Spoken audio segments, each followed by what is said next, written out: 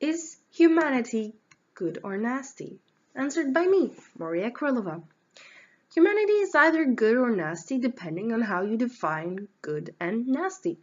The definition of these are heavily reliant upon societal norms and principles that go out of date as soon as they are established, true to the fluctuating nature of our psyche. It is reasonable to assume, supported by the arguments the philosophers make, that humanity is a mix of both. So, how do the philosophers define good and nasty? What could be influencing these attributes? And what do the answers of the philosophers matter in the 21st century? Let's find out. I present to you the famous five. We have Thomas Hobbes, our 16th century born high society man.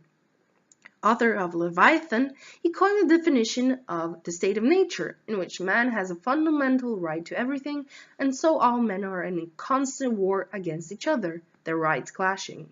All men are also equal in the sense that if one is physically stronger, the other will be faster, etc.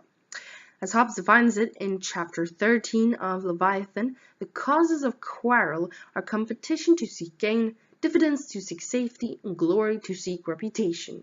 And so life in its natural state can be nothing other than solitary, poor, nasty, brutish, and short. Note that he doesn't explicitly state that humankind is nasty, and that nasty behavior as a result of a lack of authority is perfectly reasonable. It's a logical consequence.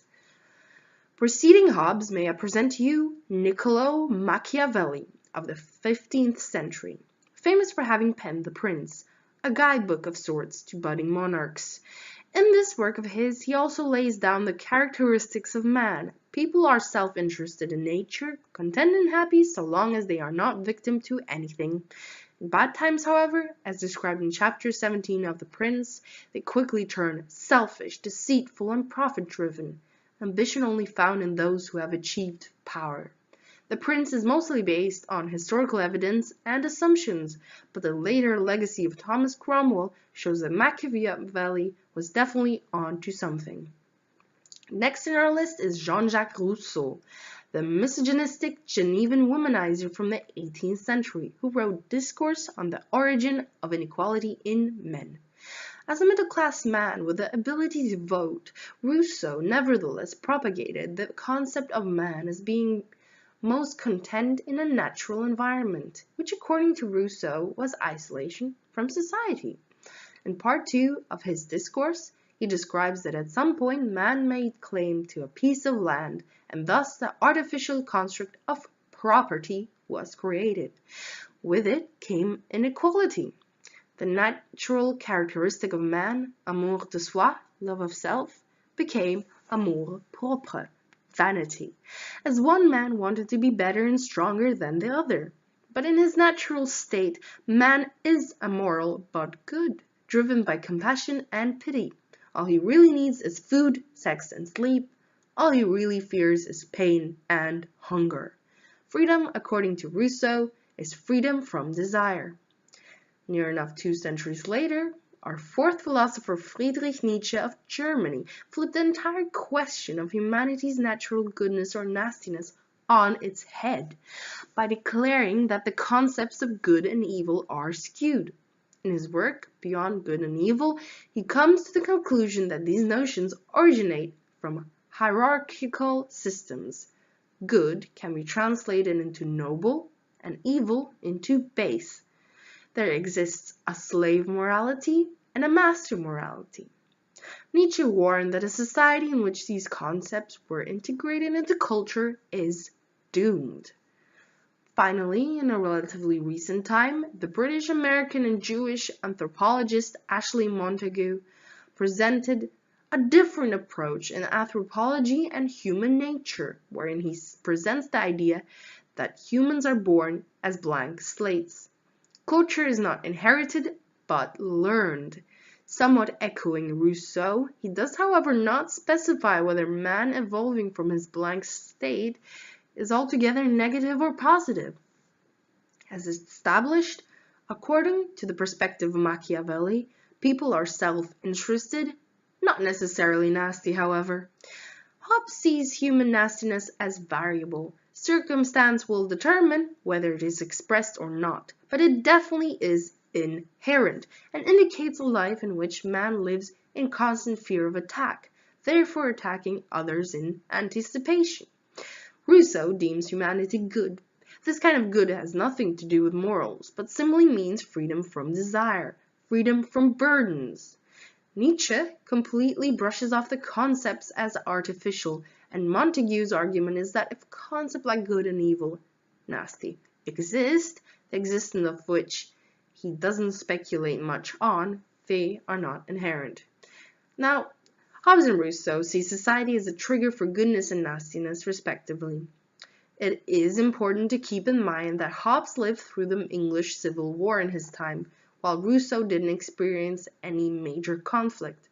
The context of the time in which they lived explains the difference of their opinions. Montague, for instance, emigrated to the US from the fascist Europe of the 1930s, and his blank slate hypothesis can be seen as the derivation of the effects of National Socialism on the people of Germany, where former friends of the Jewish people became anti-Semitic almost overnight. But what does it all matter to us?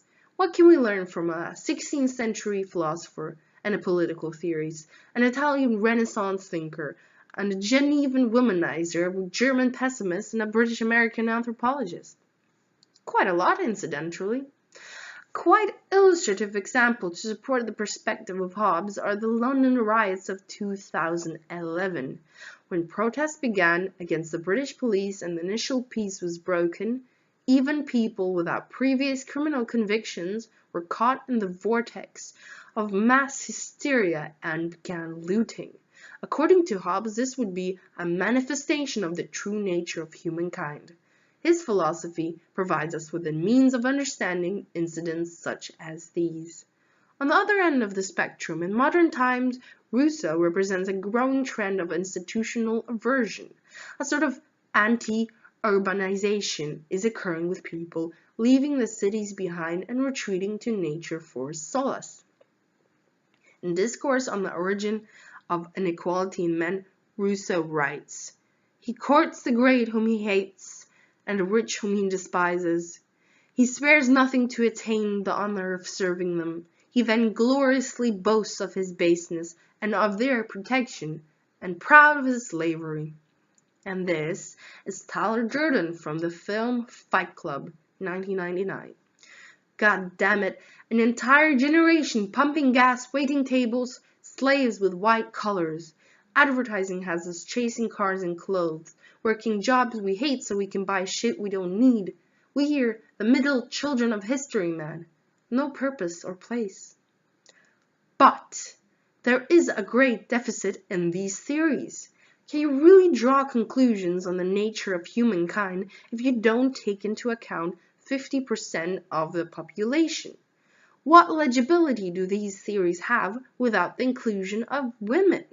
Or can these philosophies better be understood as defining goodness or nastiness for men exclusively?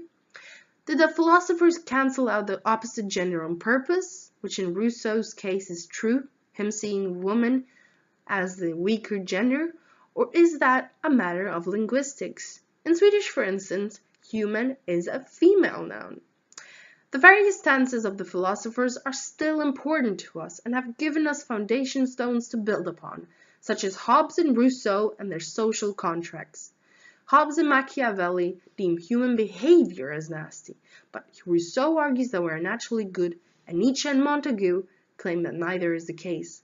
Together they are in a disaccord, but individually containing a kernel of truth with which we, 21st century people, should use to build our own understanding of goodness and nastiness.